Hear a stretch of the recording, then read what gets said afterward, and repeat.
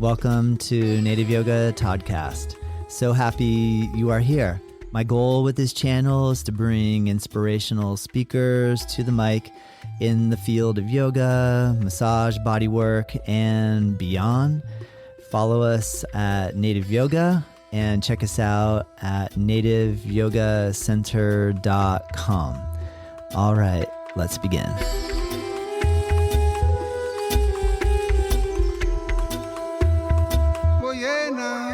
Welcome to Native Yoga Toddcast, your space to explore body, breath, and presence with curiosity and ease. I'm your host, Tom McLaughlin, and I'm here at Native Yoga Center in beautiful Juno Beach, Florida. Today, I'm honored to be joined by a truly soulful guide and healer, Mahaya, and she is of Mahaya Healing Arts. Mahaya is an integral healing practitioner and a transformational mentor whose work spans somatic therapeutics, breath work, holistic body work, yoga, and trauma release. In our time together, we journey into the intersection of movement, and stillness, breath, and system connection, and how we can alchemize the inner landscape so our outer reality reflects our deeper truth. So wherever you are, whether you're seated on your mat, in your car, or walking in the sand, I invite you to settle in, soften into your breath, and let's begin this conversation with Maya. And remember, please check her out on her website, mahayahealingarts.com, and you'll see the link in the description, and you'll find her easily. All right, let's begin. I'm so happy to have this opportunity to meet and speak with Mahaya. Mahaya, thank you so much for taking time out of your busy day. How are you feeling today? I'm feeling excited. Yay. Excited to be here. Well, thank you so much. I found you via a meditation-orientated group, and I saw that you've been involved in healing work for many, many years, and you have a really extensive resume. So I'm excited to just hear a little bit about your journey. Can you tell me, where do you live?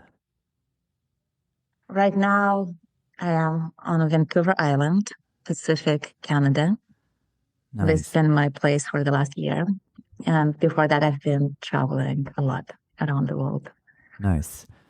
I hear it's beautiful on Vancouver Island. What are your thoughts so far?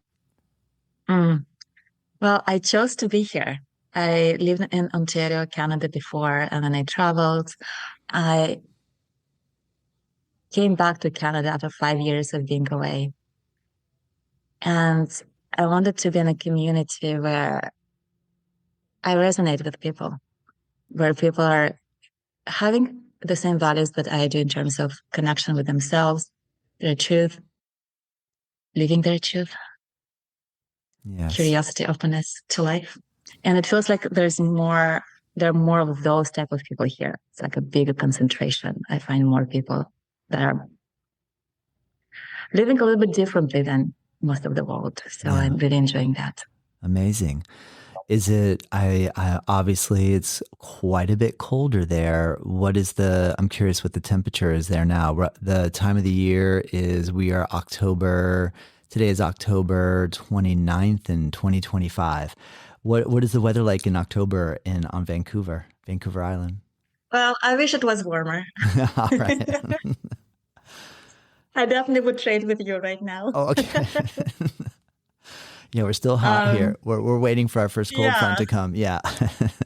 Yeah, it starts being yucky here this time of the year. Yeah, the temperature is not that bad. I used to live in Russia in the past. I'm from Russia originally. And in Ontario as well, it was minus, it was getting to minus. And here you don't get that.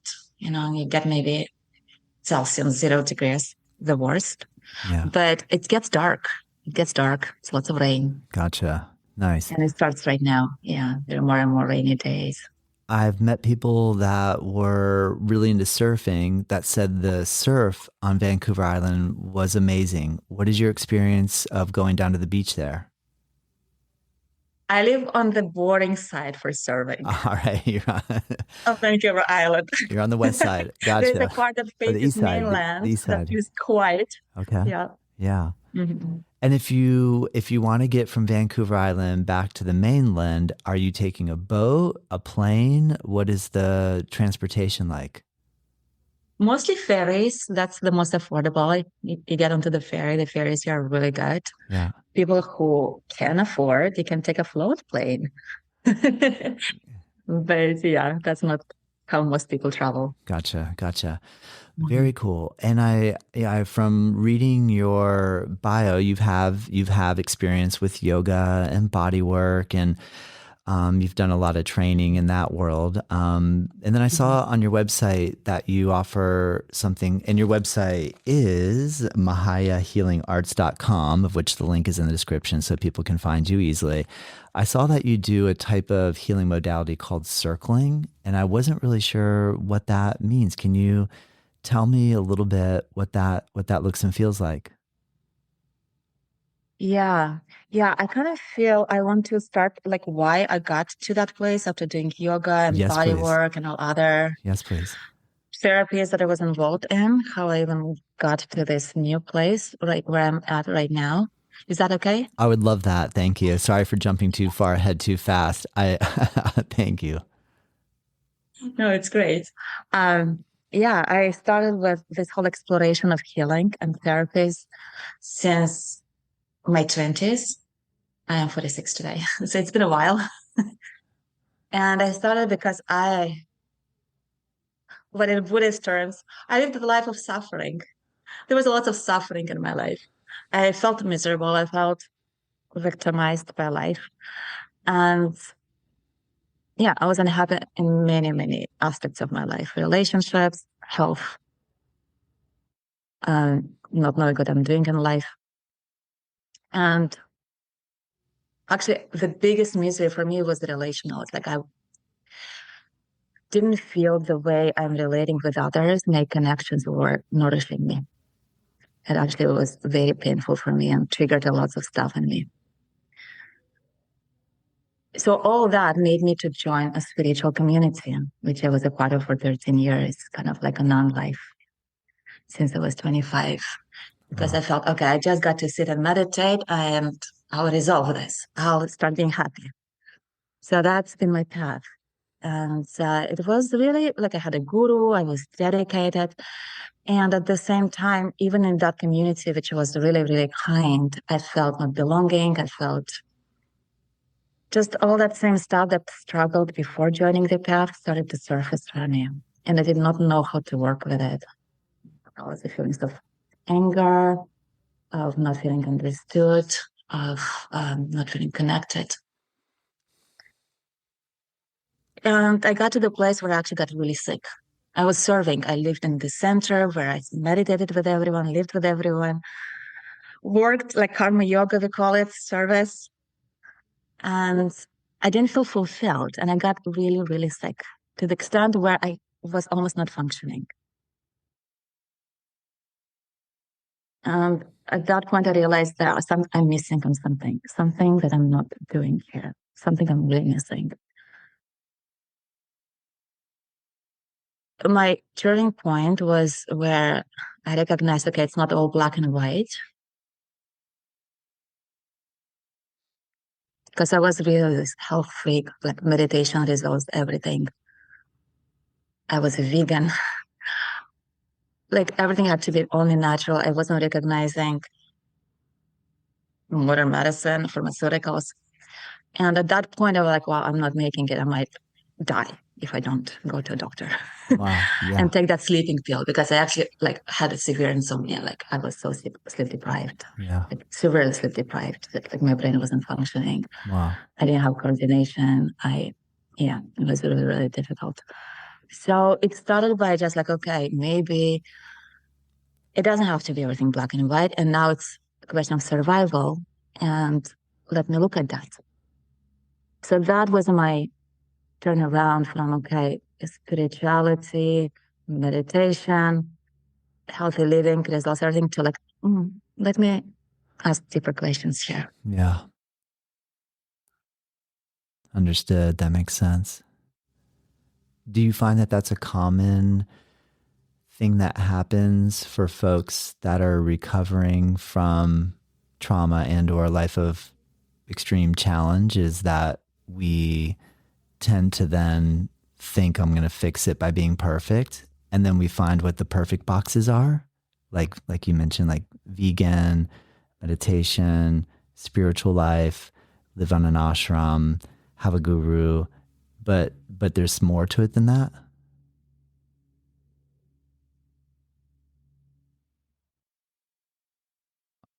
Um, I find for myself what I've learned is to look at the places where I don't want to feel something and how I use something else to not feel that.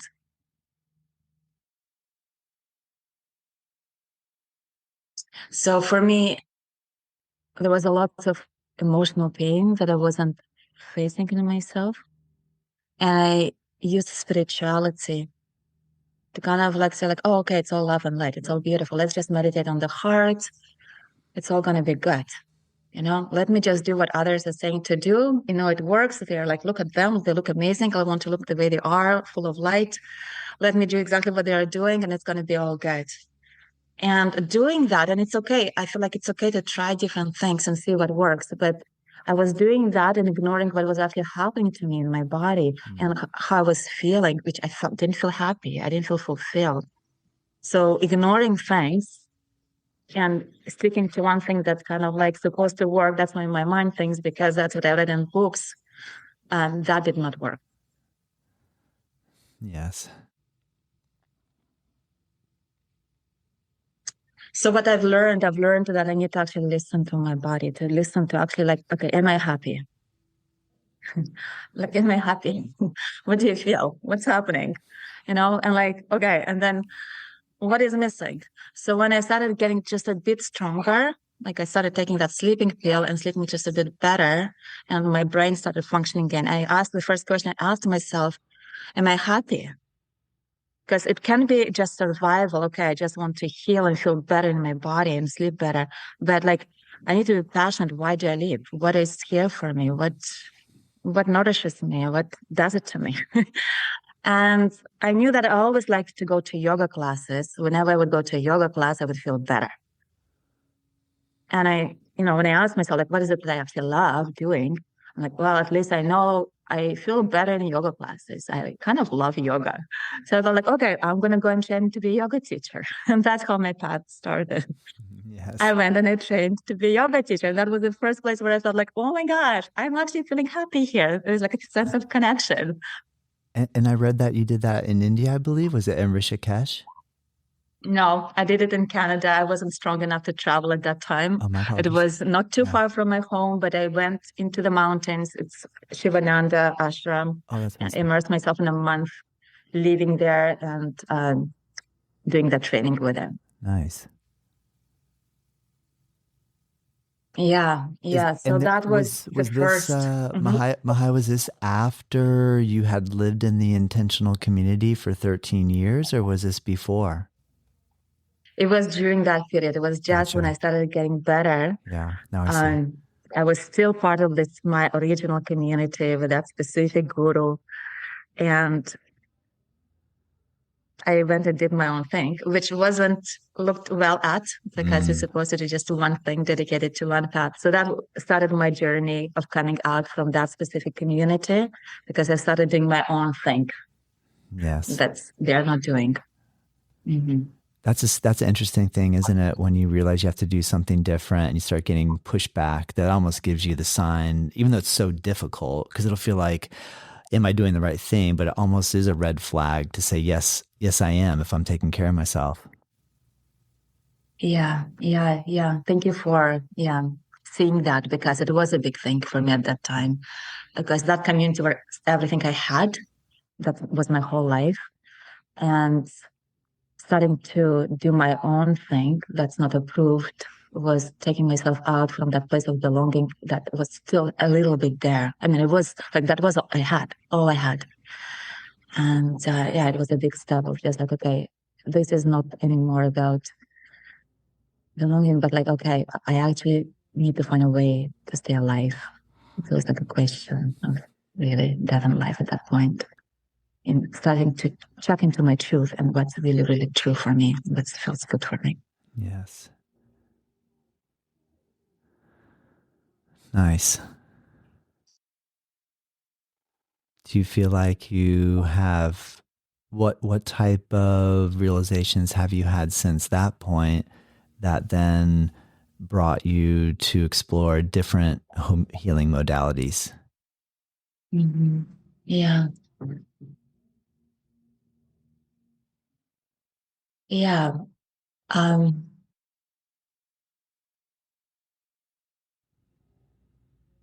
I So for me, coming into teaching yoga was really about my own journey. It wasn't about, oh, there is something I can offer, but it was more about like, okay, what is it that I love doing and giving that to myself. And it was more also about reconnecting to my power, because when someone is sick, like when I was sick, it's like I became nobody. It's like I don't exist. So it's like all the confidence in my capacity completely disappeared.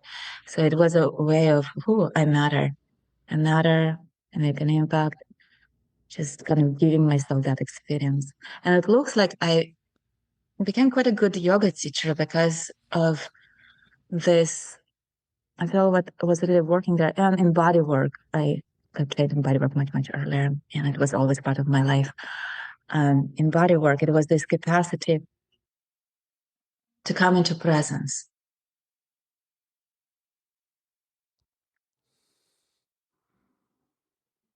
that felt was moving something in the class.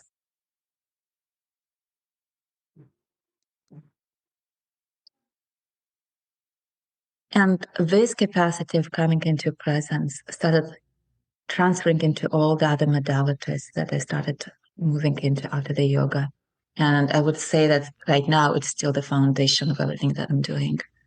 And that's what makes a difference.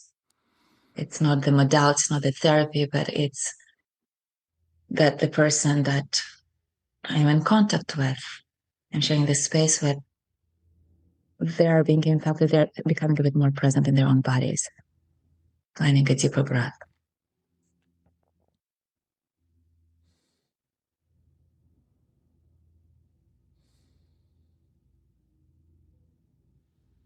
So the whole journey of this going into this therapist, different modalities, was really about my own healing.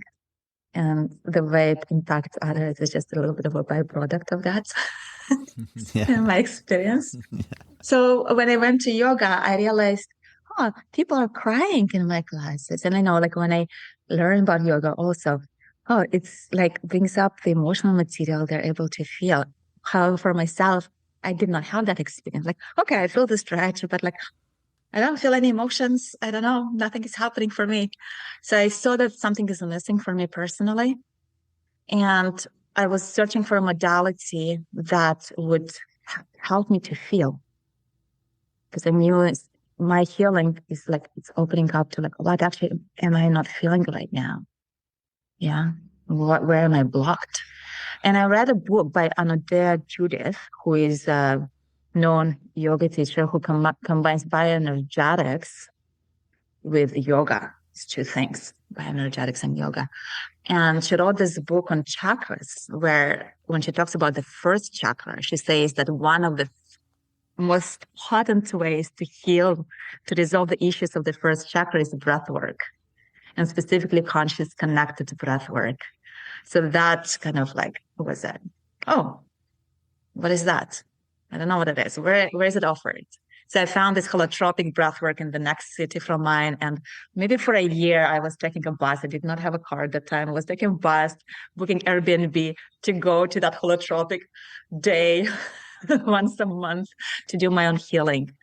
And that's where I'm like, wow, this is powerful. Seeing how much people get in touch with themselves and release, and how much actually witnessing the pain that everyone is carrying. It was eyes opening to me just to see that it's like, it's not just me. It's like, wow, people carry so much pain. And I had no idea that it's not just me. Everyone is in pain if you dig deeper. So I fell in love with that modality. And after practicing on my own, like, with that group for a while, I went for a training in conscious connected breath work. And that kind of modality, somehow I found people who practice it, I don't know why, but maybe it does bring people into psychedelic states, into this altered state of consciousness. Those people are very connected to just using psychedelics as well for healing, for therapeutic use. So I started hearing about ayahuasca and started sitting in ceremonies, also like full volume for maybe a year and a half, just like, okay, like everything for me is about healing. Like if that can heal me. So in parallel to breath work and yoga and teaching and doing body work, I was so much immersed in like working with ayahuasca for connecting to these transcendental states of consciousness and feeling what it feels like to be there and breathe from that place, and how I experience life while being in that state of more interconnectedness and oneness. So it was a very intense time of opening up in myself. And with all of that, okay, with all of these practices, I still felt disconnected. I still felt that the quality of my connection with others, of my relationships, I, it's, it's challenging. It brings pain. I don't, it's like, it constantly triggers my insecurities. It constantly triggers my shame, feeling bad about myself. I'm afraid of being really myself when I'm with others, unless it's like a really close, good friend. It's like I couldn't like feel like I can relax and be myself. It's like I leave this shame in my body somehow. And as a result, I always felt like there are everyone else, and here's my own island on myself, by myself. And that's where I started getting curious about, okay, what's missing here in terms of me being able to live this consciousness that I started connecting with through meditation, through psychedelic experiences, through all these practices, breathwork practices, how I live that in my relationship with others. How do I live that? How I work through that? How I don't pull away when I get triggered, when I start feeling insecure, when I start feeling bad about myself, how I don't shut down, how I still stay open and curious and myself. And that's what brought me to what you asked in the first place, this modality of circling, which is a form of authentic relating. Did you use the word authenticating? Is that what you said? Authenticity? Authentic relating. So we Relating. relate Thank in you. Thank you. authentic. I'm so sorry. Authentic relating. Now I understand. Yeah.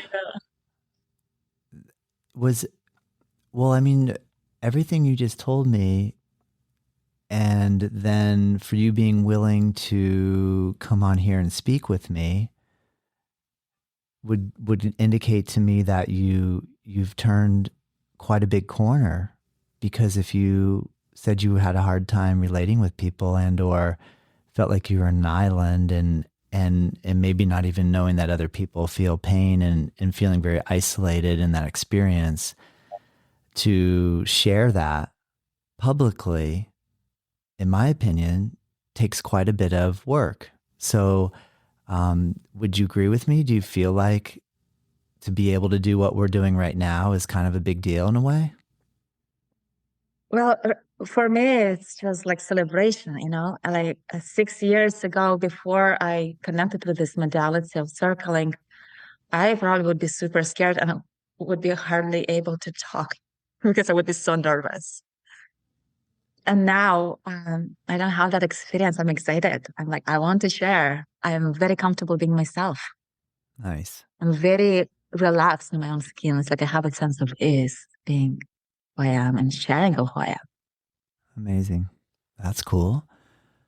Can you share a little bit about how that circling transformation unfolded? The experiencing. Yeah. Yeah. Thank you. Yeah. Thank you. I feel so excited of talking about it because of how much my life has changed because of this. And yeah, also really nice to be seen in that by you, just like that you see that. Yeah. And yeah, and also like I want everyone to know about it, that it is possible. Please. Because I felt like 6 years ago, if you would to ask me, I thought it's going to be this heavy cross that I'm going to carry throughout my whole life, where I will be always scared connecting with others. I had a strong sexual anxiety, and I haven't been in a relationship for 20 years. I haven't been connecting with guys for 20 years.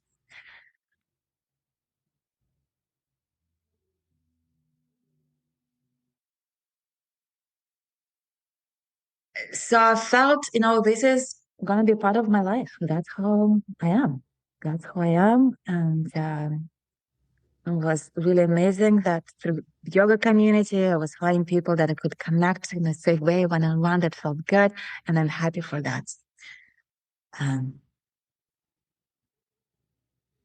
so when I started asking myself, what is it that I'm lacking? Why I'm not able to connect with others? What's the problem here? I could see that, like, I know to talk, it's like I know to say hi. I know to ask, how are you doing? So it's something else that I need to explore. It's not, I don't need to go to a class to learn communication skills. Like, it's like, I know how to say things. And I realized like I need to be in a relational space, where there are others and I can explore it, but where it feels safe. So when pandemic started, that was when I hit the bottom in this isolation feeling, because I was in Guatemala. The lockdown, I went to Guatemala just to take a year for myself. And after a few months, the lockdown happened. And I ended up house sitting this huge mansion with one black cat and one duck. All by myself, no one else. And I started going crazy. Were you interacting with folks via this medium such as Zoom and or technology, or were you literally isolated all by yourself in that space? So I was all by myself, and the only connection was Facebook. The only connection with iPads was Facebook at that time for me. I was on Facebook. And I saw that someone in our community where I lived in that Guatemala, there was a conscious community of expats, said, hey, I'm going to offer online, because we are all, sitting in our houses. I'm going to offer online this authentic relating if anyone wants to connect. I'm facilitating authentic relating. And I've heard about it before. I always wanted to explore. I was like, wow, this is really cool. I'm going to do that. And that was my first experience. That's how I got introduced to that. And that guy who offered it, he was a part of this whole huge platform where they were offering these relational practices under the umbrella of authentic relating, everything on Zoom online. And because it was pandemic, it was booming. It was thriving. Everyone was online. They had maybe 4 or 5 sessions that you could go to into this relating groups and relate in different contexts. So what I did for about 6, 8 months of this lockdown, I was sitting on the Zoom, going for at least 2 sessions with them a day. And it was intense. I think after each session, so much in me was triggered that I felt like I needed therapy after the session. I felt so bad about myself. There was so much shame. I felt like, wow, I can't do even that. It was very, very challenging. I had even to reach out to one of the participants and ask her how she can be with me one-on-one so that I somehow build up to that. So it was a very long journey and difficult journey. Wow. However, after those 6, 8 months, I came out a new person. It's like I came out excited about meeting others. Amazing. That's powerful. What do you attribute some of the key factors of this type of approach to having such a profound success with you or for you? Mm-hmm. Yeah.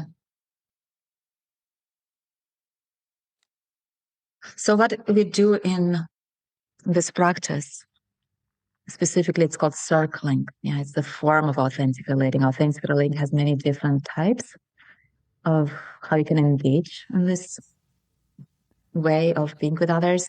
And one of the more advanced is circling, and because there's less structure. Okay. There's types of authentic relating where you're just given an exercise. You go into a breakout room, or if it's in person, it's one-on-one with someone. And you're given this exercise, you're given a prompt, like the sentence that you can start with, like, if you really knew me, you would know da da da da da. So that you can kind of start practicing vulnerability with each other, very structured. Okay. And there's a circling where there is no structure, where you're just here. You're here, I am here. And we are in this inquiry. How does it feel for me to be here with you? What's happening for me when I look at you?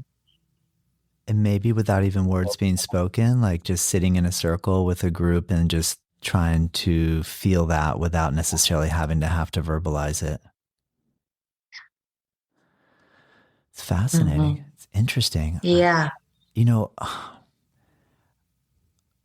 Please keep going. I'm curious. Or do you need me to ask you a question or prompt you? Yeah. So another name to this is relational meditation. So the reason it's called relational meditation, because just like in meditation, what we do in this practice, first of all, we check with ourselves, what is actually happening for me right now without anyone? If I close my eyes, what is happening for me right now? Yeah, I'm just like in normal Vipassana classical meditation, we just sit down, notice, oh, sensations. Okay, this is what I'm feeling. These are the thoughts that are crossing my mind. Just becoming aware of my own experience, coming into this place of connection with myself and witnessing. And then the next thing that we do, we open the eyes and we see, oh, there are others here in this space. And again, there's no pressure to speak. And the whole practice, even if I don't speak at all, it's my own business. Like there's no pressure to do anything. It's all for me to explore myself in the relational space. That's why we call it meditation, because just like meditation, in meditation, we sit solely and exploring ourselves. Here, I still explore myself, but in relation to others. How this like extra layer of my experience, now the others here, impacts me.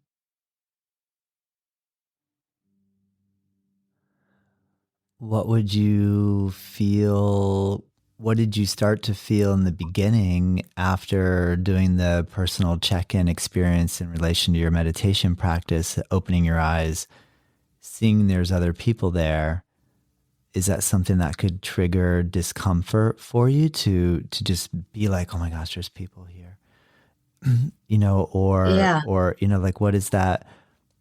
If we were to try to, if I'm just trying to understand like the mapping out of like, how did that develop then for you to be able to be like, oh, this is actually kind of nice.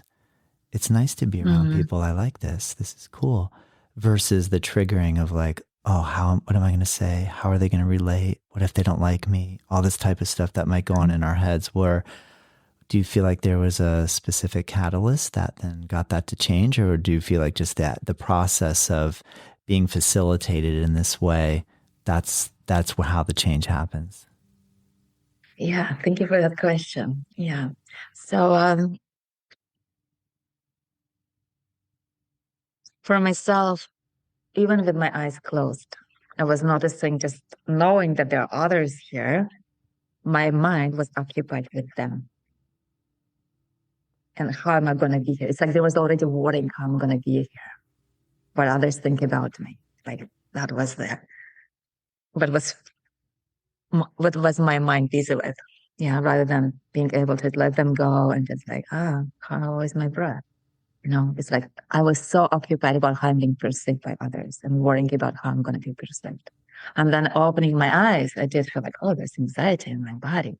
Like it's scary for me to be here. And I wonder what they think about me. And I wonder how I look. And it's like really like vigilance of how I'm holding myself to make sure that I'm perceived in a good way, in a way that I want to be perceived. So there's like extra vigilance. So I was just aware of all these layers. And then what we do in circling, we actually name them. So in solo meditation, we just witness, right? But in relational space, we actually put that into words. Oh, I'm noticing I'm anxious, or I'm noticing I I'm wondering, like I feel like I'm judged by you, you know. So I would reveal what's actually here for me, and revealing that, if I have a need to hear, I wonder how you actually perceive me. There's an opportunity to do that. So I get real-time feedback from others how they actually perceive me, and that's what was rewriting eventually. When I had the courage, like it's also scary to ask that, because like, what if like they're really thinking about that I'm like, you know, shit, you know, what if that's true? Yeah, yeah. If they think that I'm do Yeah, not matter, if you there are know? words that come out or the words that are in my head about what I think they think of me or how I think of myself, that would be traumatic in and of itself, because it would give validity to the fact that what I'm thinking. Did you find people? Oh, I mean, gosh, well, I mean, just as I'm listening to you, if you were to ask me that, and if I was maybe if I did have trouble with you, and I was brutally honest enough to say that to you, did you have any of those experiences, and how is that sort of navigated if that were the situation? Yeah. You know, I feel because I was so traumatized, people were picking up on it, because I would be like, well, I feel that, like, you know, we would go into a breakout room and I look at the person, I feel like they don't want to be with me here. They like feel like, oh, bummer, I'm with this Mahaya. And I would say that, like, I feel that you feel like you're stuck with me here. And then the person's like, why do you think so? Like, you know, like what makes you to think that way? So it was kind of kind in the beginning. I felt like people were really caring. And at the same time, there were people that I would say something and she's like, oh, I don't like you asking me this. And I felt like, wow, she really doesn't like me. I didn't think it's just she doesn't like, but it's like, she doesn't like me. So I would make it about myself, start feeling triggered. And that's why my insecurities would come up. I was like, wow, I'm really not amazing. You know, I knew that. I knew that. I knew that. You know, that would be my voice in the head. And Yeah, that was really triggering. yeah. Oh, it's interesting, isn't it? Stay with us. We'll be right back. I really hope that you're enjoying this episode, and I just wanted to take a moment to announce a course that I'm really excited to release. It's a free course, and it's called 8 in 8, Learn 8 Limb Yoga in 8 days. My goal is to help coach you along in the Ashtanga yoga practice in a way where we take just the sun salutations, the fundamental asanas, and the final breathing poses, break it down with some philosophy videos as well, explaining the 8 limbs of Ashtanga yoga in a very easy to use, friendly course that is totally free. Click the link below, check it out. Let me know what you think. All right, let's get back to the episode.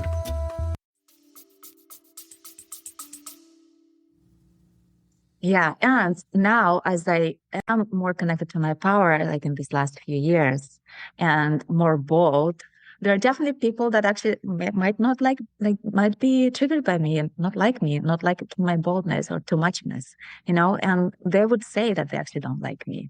And now I'm ready for that. Now I'm just like ready to get curious about that, how that makes me feel rejected. Yeah. How like, oh, there's a pain of rejection. Oh, or like, oh, there's a feeling that something I'm doing not okay. But I have a curiosity around them, because in general, I repaired my sense of myself. It's like, I know I'm good. Like I'm basically in my foundation, I'm good. My intentions are good. I'm a good person. And I might be messy, you know. I mean, I make mistakes all the time, but like, you know, it doesn't mean that I'm bad, you know. Yes. But before that, I didn't know all that. I thought like, no, actually that means I'm that. Well, that's amazing that you're able to turn that around. Mhm. Are you facilitating this work with others? Yeah, yeah, yeah. So now I'm creating those spaces of intimacy for others. And this is what nourishes me now in life. It's just, I guess it's my own longing for this lifelong longing for this intimate connection, because it is, you know, we go into these really vulnerable places where we feel each other. where it's not exchange of information. You know, there are different levels of connection with others. Yeah, there's one level that most people connect on, where just talking about weather, the way we started, or where do you live? You know, there's like How's chit the chats. weather? What's the temperature in Vancouver? Which Here side of you the island? are. Yeah. Here you are. You know, we can talk about it, but you'll never go to this place where we connect in a way where if I speak to you, being with you here right now, I feel kind of seen. You know, I feel seen and I feel welcomed. And there's a desire in me to connect, drop a bit more in with you into this, you know. So it's like a different way, you know, it's like I'm sure the way it impacts you is different than if I say to you, hey, what's the weather like in Florida right now? It's a good point, Mahaya. I hear you. Do you feel like in the concept of yourself on the material, physical plane, and then if we have a higher self, are you starting to get a sense of a connection to the self that I can see on the screen right now, the physical you, and maybe some sense of a higher you? I don't know if that's the right way to say it, but lately I've been coming across that concept of, actually, just today I heard somebody mention it in relation to a show, which I did not finish watching because it was so bizarre. I didn't like totally understand what was going on, called Severance, where there's this idea where, without going in too far deep into it, but like where all of the mundane activities of the world, you could clock out. Like if I have all these mundane activities, I could clock into that. And then when I leave the mundane activities, I could go to my outside of work life and clock into that. And the two lives have no way of knowing what they're doing on the one life or the other. And I was like, oh, that's what that show was about. I was so confused. But it got me to think, whoa, what if I do have like a higher self living somewhere else that's kind of like using me or utilizing my skill in the world as a way of learning lessons to train or feed my higher self? Like, so I don't know if that's a disjointed way of looking at my existence or a very healthy way of looking at my existence, but I'm just feeling like I'm curious that there's got to be so much more that I'm not seeing or feeling, and I want to learn more about that. Do you have any thoughts or insights around what I mentioned? When you started, I had the feeling that I'm understanding what you're asking. And now as you are sharing about your experience, I'm getting a bit more curious about your experience actually. Yeah. Yeah. So what I'm hearing that you're saying, just for me to understand, okay, I'm gonna check with you. What you are saying just now is that there is an inquiry that you have with yourself.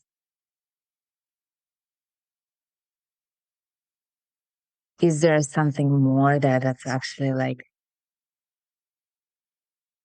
as I go around and do my life, is there something more, something deeper here in some way? There's like another entity of my higher self that's kind of present here that I'm not aware of and is like benefiting from all of this in some way. Like, Yeah. Yeah. When I started to think like that or look at it like that, I went, whoa. I guess it makes me understand suffering a little bit better.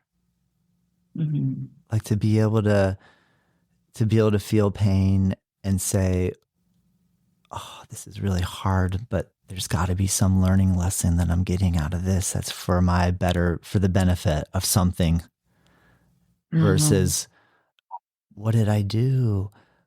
Why do I deserve this? You know, like all that kind of, like, I don't know, there's a reason, like I'm starting to feel more like there's a reason for the pain and the suffering, that it wasn't just all for naught. It wasn't, Yeah. I'm curious what you're picking up on these days. Yeah. Yeah, I also hear you. It's like it shifted your perspective of the suffering and things whenever something is challenging.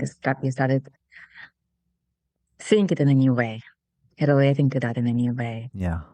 And you shifted into that perspective. Yeah, I'm so with you. I feel that was, circling practice is the health space for exploration and for practice. However, I feel the biggest shift for myself for sure it came from the place. Probably it came through this work with psychedelics, meditation, and breath work. It was all kind of strengthening me in identifying with this more witnessing part of myself. That's just okay. Seeing things as they happen, the challenges as they happen, but not getting caught in them, but seeing them like, okay, what am I learning here? How can I work with this? What is it that I can do? What is it that I can do? Like that kind of question, you know? And that was with yoga. I was like, okay, what is it I love doing? I need to love something I need to start doing something I love in life to survive, to actually start not just surviving, but thriving. I need to start doing things that I actually love doing. So it's from that perspective, that shift that happened. And because of that shift of not identifying anymore with these insecure parts of myself, these really painful parts of myself, they're still here. They're still here. They're still here. Maybe they're a little bit more gentle and faint, but like they're still here. I feel them. But when they come in, it just not being lost there, that makes the difference, of course. Nice. Thank you. Mm-hmm. Mm-hmm.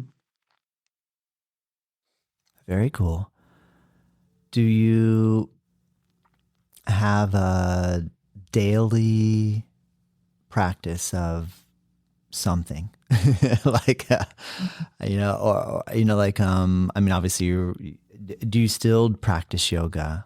Do you take some sort of formalized practice? Do you still do formalized breathwork practices? Mm-hmm. Are you in a state where you're letting go of all of the like quote practices and just trying to live and not have to carve time out? Okay, now I'm going to sit down. This is my 1 hour to do this particular practice. I'm curious what's speaking to you these days in relation to managing, just like, okay, now I'm not practicing anything. I'm just living. I'm just having some fun.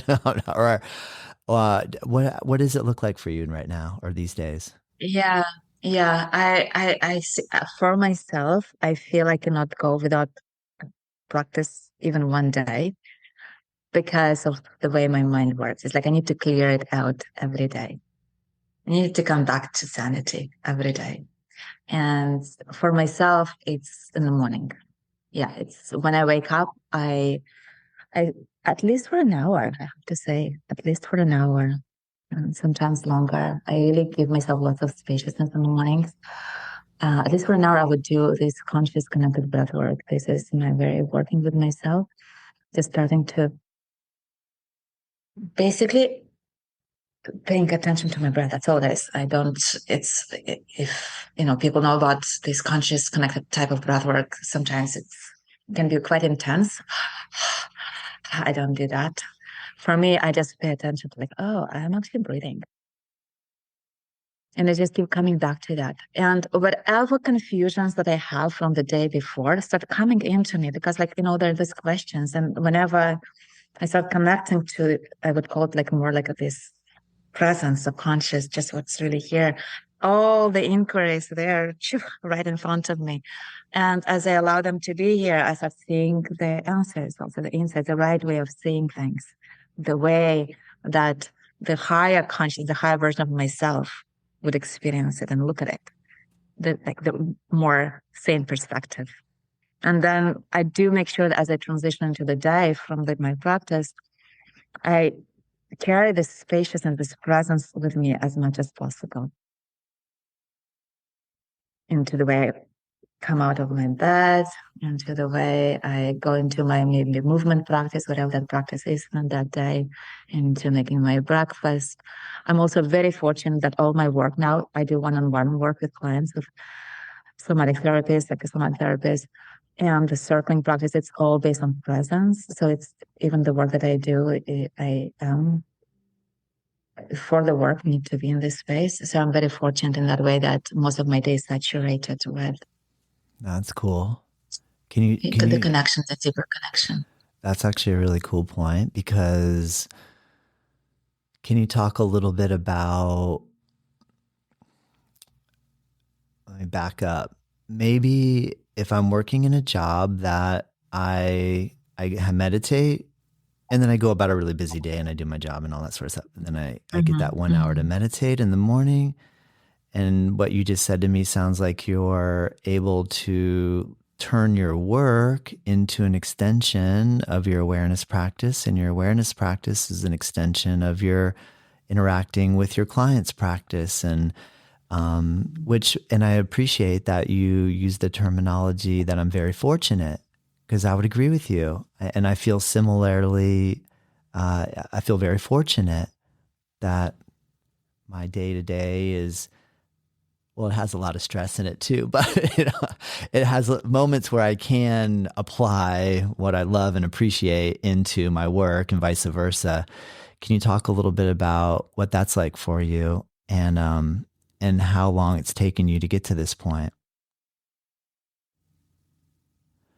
I guess in a way and I'm sorry to interrupt you because I just asked you a question. I keep going on and on here, but you kind of already did tell me how you've evolved and you've gone through a tricky time. So I guess another question I have is, do you remember when there was a time in your life where you thought, wouldn't it be amazing to love my job? And here you are now, you can say, I love my job. Do you have that sort of experience? Yeah, absolutely. It was a long journey to It's a get long here. journey. Yeah. Why did it have to take so long? No, I'm kidding. I know. I hear you. Journey. Oh. Yeah. Yeah. Yeah. Yeah. Well, because there's like a financial aspect, right? Like it's like, okay, can I do this? And who's gonna pay to me for this? And is it gonna be enough money for paying up for all my expenses and living the life, the quality of life that I want to live in that way? So when I chose to be,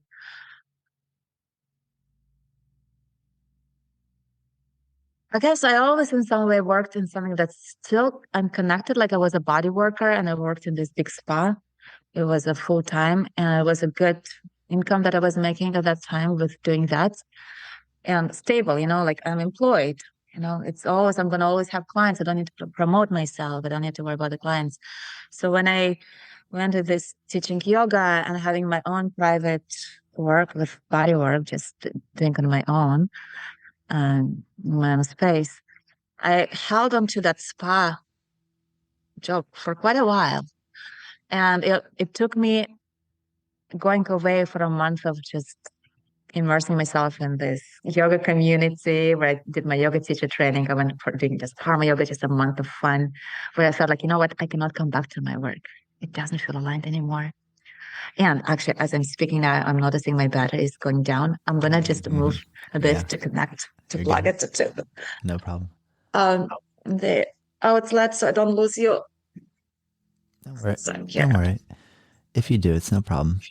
We'll figure it out. Yeah, thank you. It's a little bit darker. Let me see. No problem. We switched the Darker. mood. Okay. We switched the mood. No, I'm kidding. No, Yeah. that's kidding. Now we're going to the darker mood. No, I'm kidding. I'm joking. Yeah, I don't know what to do about No, this. no, But it's yeah. totally fine. I'm just having fun. I'm Yeah. joking. Yes. Okay. Yeah. Okay. Um, yeah. So where was I? Yeah. Yeah. So it took me a while and I needed to completely disconnect and be in some other, like more like aligned vibe for a month where I felt like, it actually doesn't feel aligned. I cannot go there. I'm not happy just thinking about it. I need to come back and go there. So from there, I wrote this letter of wanting to leave, get notice 2 weeks, notice. And when I came back, I did not go to the work anymore. So that was the last thing that I did, something that didn't feel in full alignment. And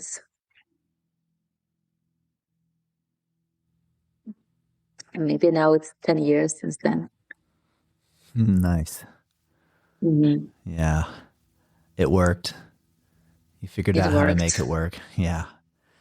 Did It you, worked. as you started to integrate circle work and authentic relating work into your practice? Because what I like hearing about too is, we start off with you're in the same, I would say you're in the same field, in the world of, you worked in the healing world with the body work. And then as you grew and evolved and you learned new modalities and it evolved, and then there's a point where you can still even feel like I'm taking another leap of faith to attempt to go this direction. For example, maybe everybody was used to you doing hands-on body work with them.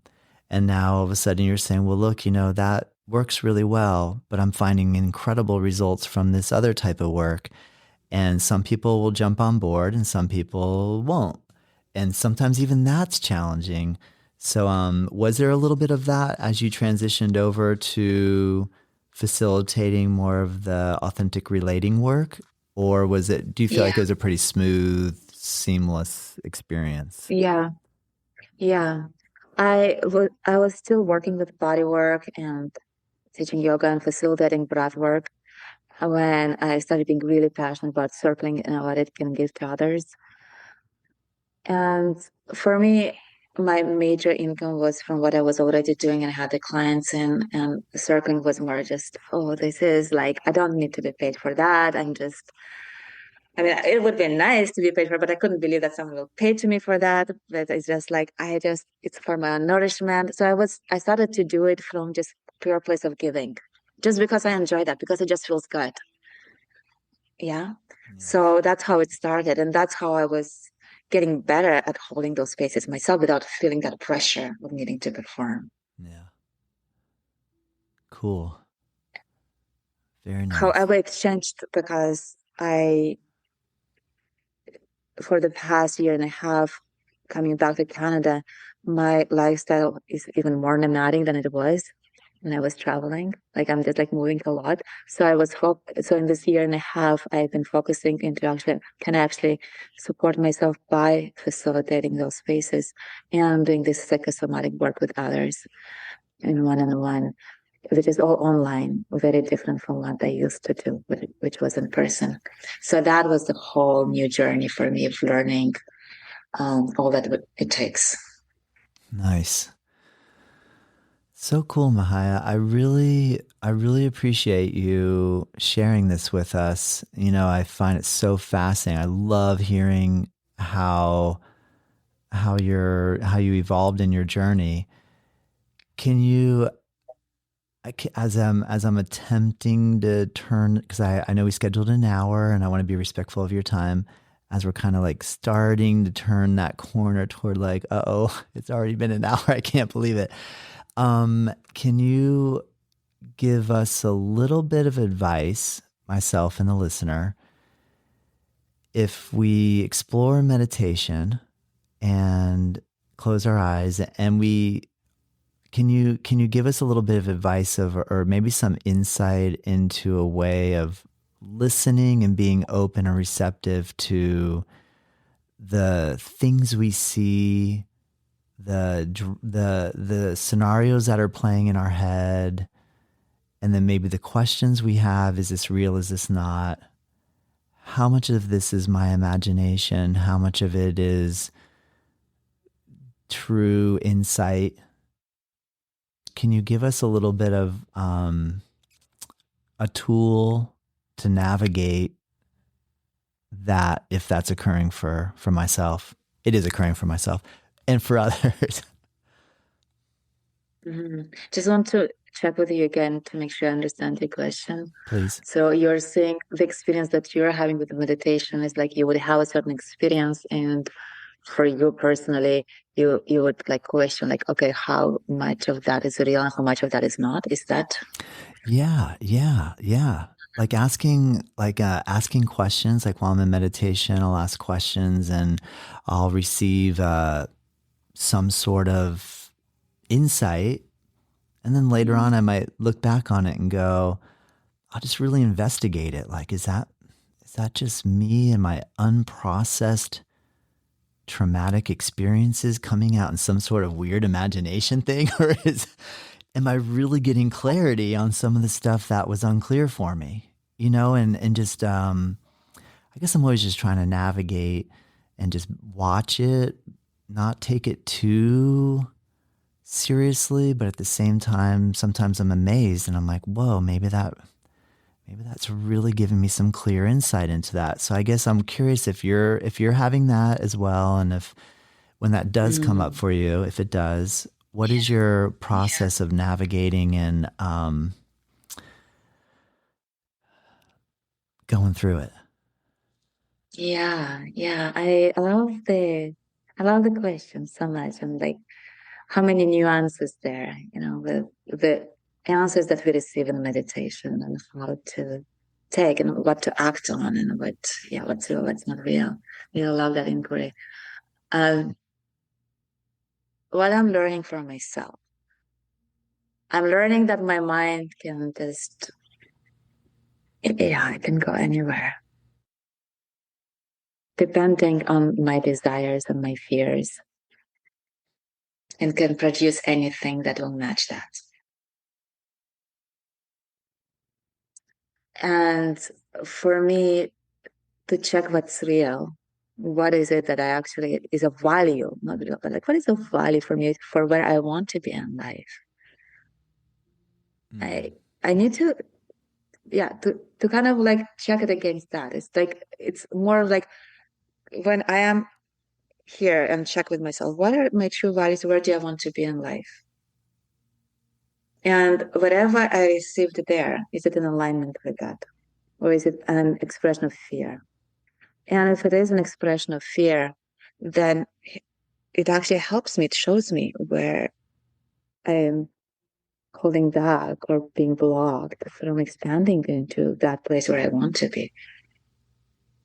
So it's actually really valuable. However, there's no absolute truth on, but it's like shows this like specific place in myself where there's maybe attachment or some kind of desire that I still want to live before I get to this bigger place. And how can I meet myself there? There is a truth in that, like in terms of showing like my own inner world, what wants to be met here by me, maybe not necessarily acted on, but by me. Yes. Great answer. Good answer. That's not an easy question to answer. Thank you. Thank you. I don't know. Yeah, I know. It was good. I like it. That's helpful. That's helpful. Well, thank you so much, Mahaya. I really enjoyed this, and I appreciate your honesty and your patience, and I can sense that you're taking time to answer and listen and actually pay attention, and that's so valuable. So it's really a pleasure to meet you, and I really appreciate you feeling comfortable and being so honest. So thank you so much. Thank you. I let me see what's here for me. Yeah, I enjoyed it a lot. Cool. Yeah, felt very nourishing and satisfying, and it was really good. And thank you so much for your questions. Really, really enjoyed your questions. Thank you, Mahaya. I hope to connect again in the future. Thank you so much. Yeah, hope we stay in touch. Thank you so much, Mahaya, for sharing your presence, your insights, and your powerful medicine with us today.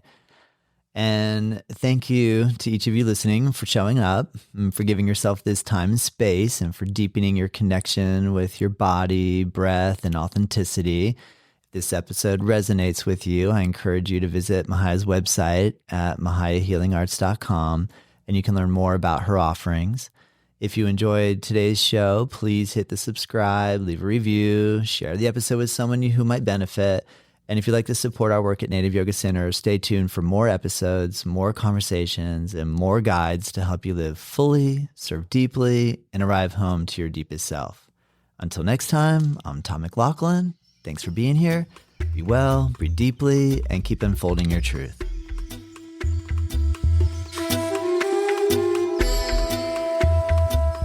Native Yoga Toddcast is produced by myself. The theme music is dreamed up by Bryce Allen.